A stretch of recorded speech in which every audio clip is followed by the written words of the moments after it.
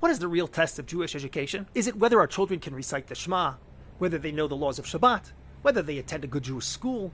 Those things matter, but this week's parasha suggests a much deeper test. Do our children merely hear us speak about Judaism, or have we taught them to speak about it themselves? Last week in Parashat Vayetchanan, we read the first paragraph of the Shema. This week in Parashat Ekev, we read the second. The sages explain that these two passages represent two stages of religious commitment. The first is Kabbalat Ol Malchut Shamayim, accepting the sovereignty of God.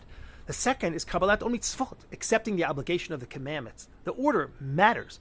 Before we can commit ourselves to the mitzvot, we must first believe in God, love God, and establish a relationship with God. But there's another progression between these two passages, one that's often overlooked.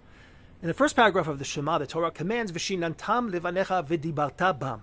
You shall teach them to your children and speak of them. The emphasis is on us, the parents. We must speak about Torah when we sit at home, when we travel, when we lie down, when we rise. Jewish education begins when children see that Torah is not merely something their parents teach. It is something their parents live. They watch how we celebrate Shabbat. They notice whether mitzvot are performed with joy or resentment. They hear what we discuss at the dinner table. They quickly learn what truly matters to us. But in the second paragraph, the Torah says something subtly different. V'limadetem otam et benechem ledaber bam. You shall teach them to your children to speak of them. The goal is no longer merely that we speak. The goal is that they speak. That's the second and more difficult stage of Jewish education. It's not enough for our children to inherit our words. Torah must become part of their own vocabulary, their own questions, and their own way of understanding the world.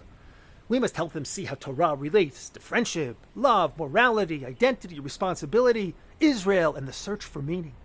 And this is particularly difficult today. Our children are surrounded by powerful competing cultures. Social media, entertainment, and popular culture speak to them constantly, creatively, and persuasively.